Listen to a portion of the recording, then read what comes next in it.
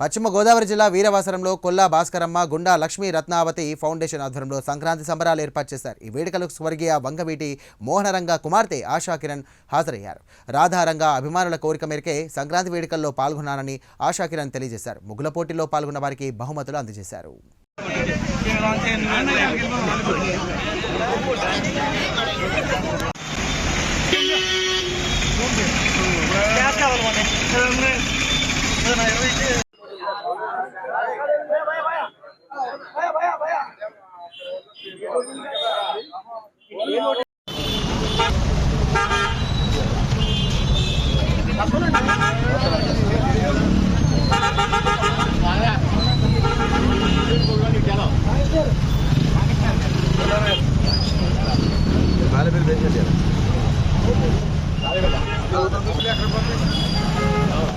Side కొనండి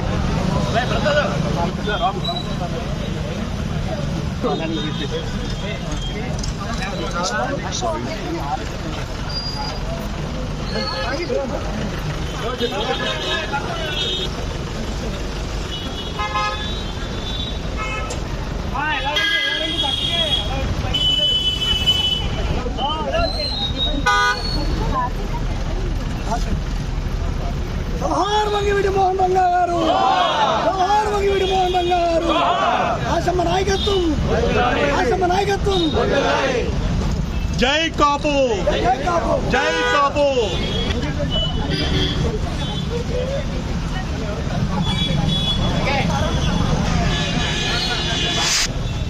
వంగవీటి మోహన్ గారు, జోహార్ వంగవీటి మోహన్ గారు.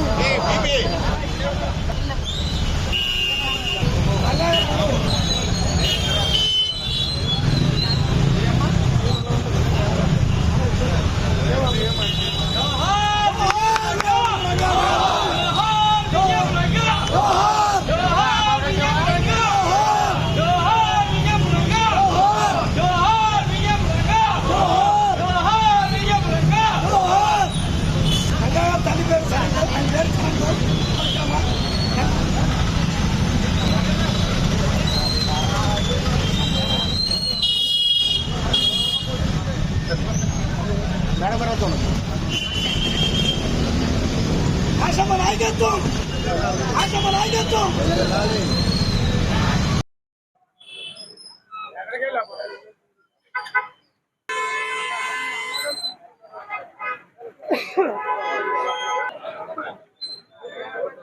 కొద్దిగా జరగ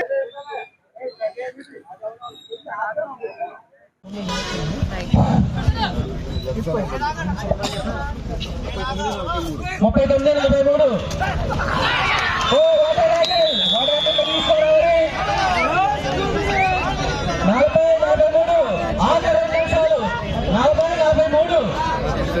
ఈస్ట్ గోదావరి 43 ఎన్టీఆర్ జిల్లా ఆఖరి 2 నిమిషాలు. వాటర్ రైడ్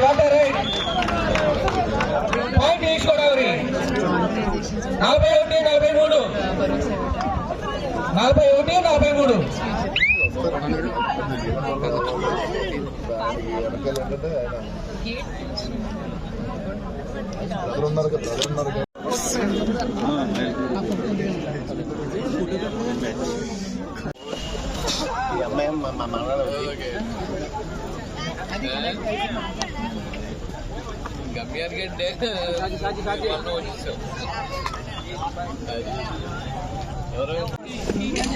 ప్రకాష్ అన్న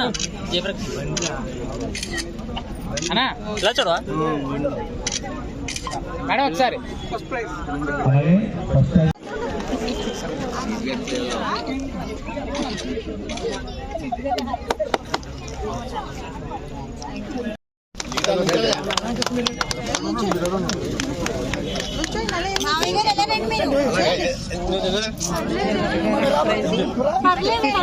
ఫస్ట్ ప్రైజ్ వస్తుందంట. LGM Lloyd.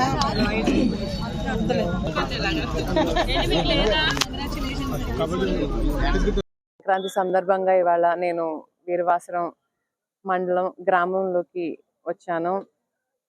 నన్ను రంగా గారి అభిమానులందరూ ఆహ్వానించారు. చాలా ఆనందంగా ఉంది అందరినీ కలిసి.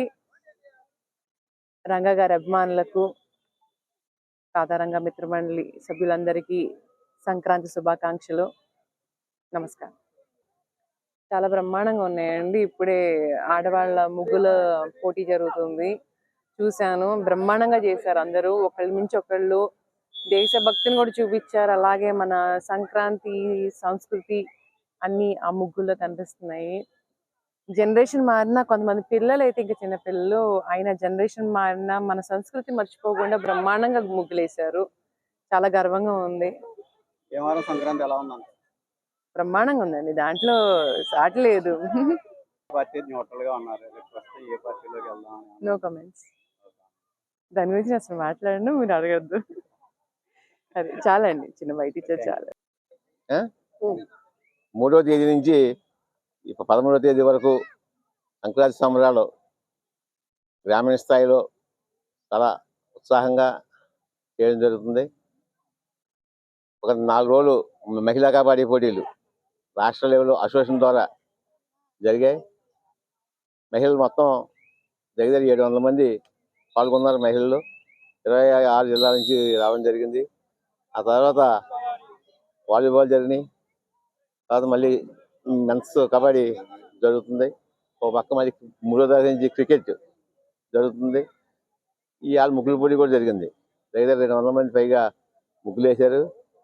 పోటాపోటీగా మేడం చెప్పినట్టు తెలుగు సంస్కృతి ఈ రోజుల్లో మర్చిపోయే రోజుల్లో ఇంకా మేము ఉన్నాం అనేది గ్రామాల్లో చూపించింది అనేది చాలా ఆనందమైన విషయం. గ్రామీణ ప్రాంతంలో ఇటువంటి ఉత్సవాలు జరగాలి.